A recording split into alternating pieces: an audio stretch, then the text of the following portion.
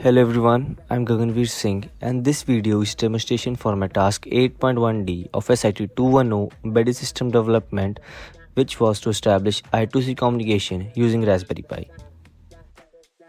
So, what actually is I2C?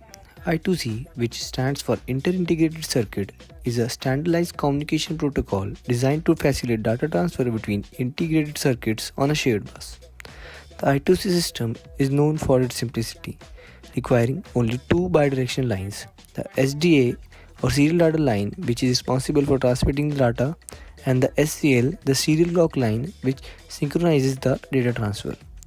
I2C adheres to master-slave hierarchy. The master clocks the bus, addresses the slaves, and manages data transfer by reading from or writing to the slaves' registers. Slaves, on the other hand, remain passive, only responding to action when addressed by the master. Each slave possesses a unique address, ensuring no confusion in communication. To complete this task, I have made use of Raspberry Pi 4 Model B, BH1750 ambient light sensor, some jumper wires. As you can see from the circuit diagram, the VCC pin of the BH1750 sensor is connected to 3.3 volt on Raspberry Pi, which powers the light sensor. The ground pin of BH1750 sensor is connected to ground on Raspberry Pi to create a common ground. The SDA pin is connected to SDA on Raspberry Pi, which is crucial for transmitting data between the sensor and the Raspberry Pi.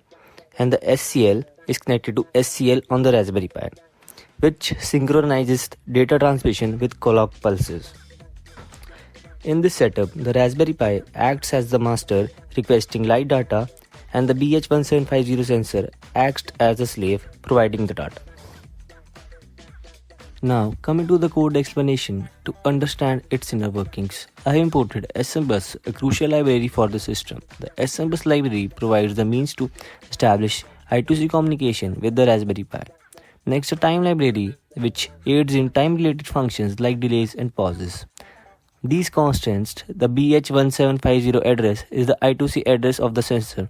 The high resolution mode is the command for the sensor, telling it to measure light in the high resolution. Here, the I2C bus is initialized. The primary I2C bus is labeled as 1s. This line setups to communicate on that bus. The read light intensity function reaches out to the sensor, fetches raw data, and then converts data into human understandable format. As the sensor sends back data in bytes, this formula does the conversion. It takes the 2 bytes of data, combines them, and then scales the result to get a value in lux. The while loop continuously reads light levels and print out their intensity. The conditions classify the light levels. Based on the lux value, the code will tell us whether it's too dark, dimly lit, medium, bright or too bright. These ranges are designed based on common lighting conditions. Now, let's see our system in working.